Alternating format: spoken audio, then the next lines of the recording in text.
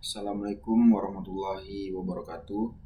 Perkenalkan, nama saya Hakim Muzadi dari Fakultas Ilmu Kelautan. Di video kali ini saya ingin mempresentasikan tentang prosedur pelaksanaan studi AMDAL.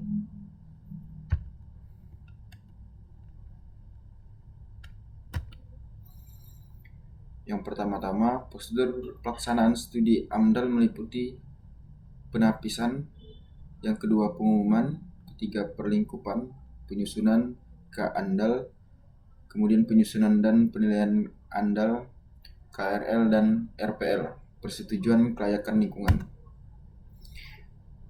Pengertian tentang penapisan AMDAL adalah proses awal untuk menentukan apakah suatu rencana kegiatan memerlukan analisis mengenai dampak lingkungan AMDAL.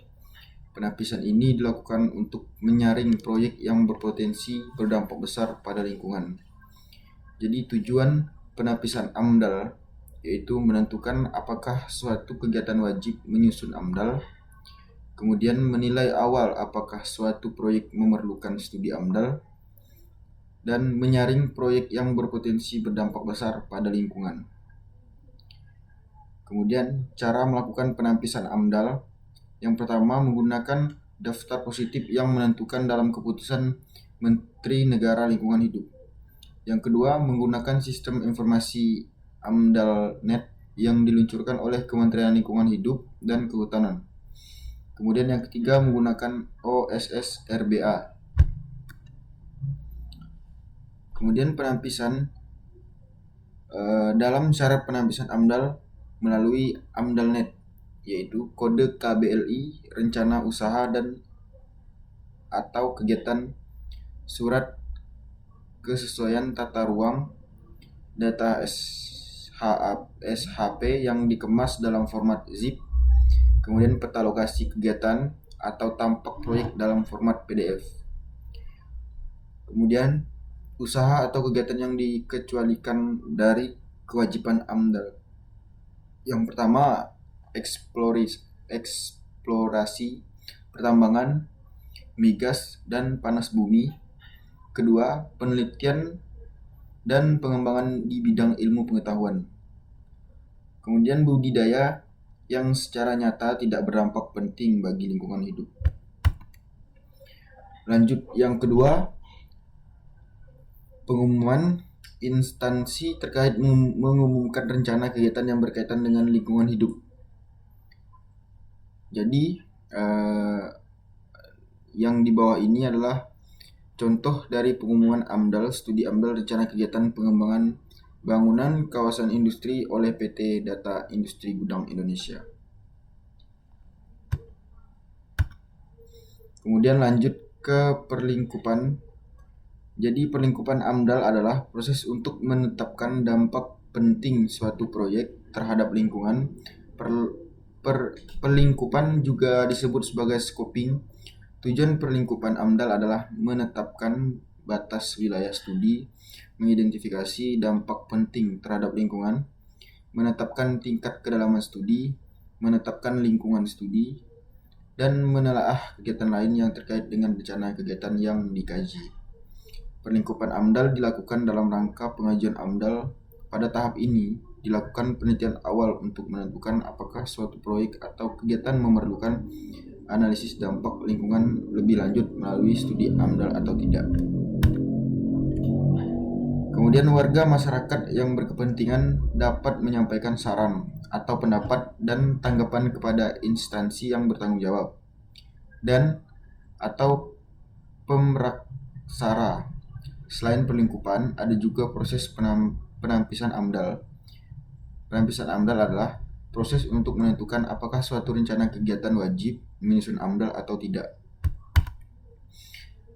Kemudian yang keempat, penyusunan KANDAL. Kerangka acuan analisis dampak lingkungan hidup. KANDAL adalah dokumen yang menjadi pedoman awal dalam menyusun analisis dampak lingkungan. KANDAL berisi informasi mengenai rencana usaha, lokasi rencana, dan hasil pelibatan masyarakat. Jadi isi poin-poin penting dalam KANDAL ini Yang pertama yaitu identitas penanggung jawab usaha, kemudian deskripsi rencana usaha, lokasi rencana usaha, hasil pelibatan masyarakat, informasi kegiatan lain sekitar lokasi rencana kegiatan, keterkaitan lokasi rencana kegiatan dengan kegiatan lain sekitar kawasan sensitif yang ada. Langkah-langkah penyusunan keandal. Yang pertama, identifikasi rencana usaha dan kegiatan. Tentukan lokasi rencana usaha dan kegiatan. Tinjau kesesuaian lokasi rencana usaha dan kegiatan dengan rencana tata ruang wilayah RT RW. Keempat, libatkan masyarakat melalui pengumuman dan konsultasi publik. Kelima, uraikan hasil pelibatan masyarakat. Dan keenam, siapkan rencana pengelolaan dan pemantauan. Tujuan keandal ini berfungsi sebagai pedoman untuk mengidentifikasi, merencanakan, dan mengatur pelaksanaan analisis dampak lingkungan yang lebih rinci. Hasil kajian dalam keandal digunakan untuk memberikan pertimbangan dalam pengambilan keputusan kelayakan atau ketidaklayakan rencana usaha dan kegiatan. Kemudian yang kelima, penyusunan dan penilaian AMDAL, RKL dan RPL. Penyusunan dan penilaian dokumen AMDAL, RKL dan RPL dilakukan oleh pemraksara dan komisi penilaian AMDAL. Pemraksara menyusun dokumen AMDAL, RKL dan RPL berdasarkan kerangka acuan yang sudah disetujui. Yang kedua, draft dokumen AMDAL, RKL dan RPL diajukan pada Menteri, Gubernur atau Bupati dan Wali Kota. Yang ketiga, dokumen AMDAL, RKL dan RPL ini diperbaiki jika diperlukan berdasarkan hasil penilaian Komisi Penilaian AMDAL. Yang keenam, persetujuan kelayakan lingkungan. Persetujuan kelayakan lingkungan adalah keputusan yang menyatakan bahwa suatu lingkungan hidup layak untuk digunakan atau dapat dikelola. PKL dapat berupa keputusan kelayakan lingkungan hidup, KKLH, atau pernyataan kesanggupan pengelolaan lingkungan hidup, atau PKPLH. PKL dapat diberikan oleh pemerintah pusat atau pemerintah daerah. PKL merupakan syarat untuk mendapatkan izin berusaha atau persetujuan pemerintah. PKL juga dapat menyederhanakan regulasi perizinan yang dinilai rumit. Untuk mendapatkan PKL, Anda dapat mengajukan permohonan kepada pemerintah pusat atau daerah. Kemudian yang terakhir, persetujuan kelayakan lingkungan. Dokumen yang diperlukan untuk mengajukan PKL. Yang pertama yaitu surat undangan validasi, kedua surat permohonan asli, ketiga print out semua dokumen yang diupload dan dijilid menjadi satu buku.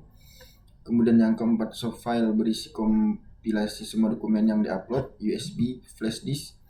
Jenis izin lingkungan lainnya, analisis mengenai dampak lingkungan AMDAL, yaitu meliputi UKL, UPL, RKL, RPL, dan SPPL. Sekian dari presentasi yang saya jelaskan. Kurang lebihnya saya minta maaf jika ada salah kata yang keluar dari mulut saya. Sekian dan terima kasih. Assalamualaikum warahmatullahi wabarakatuh.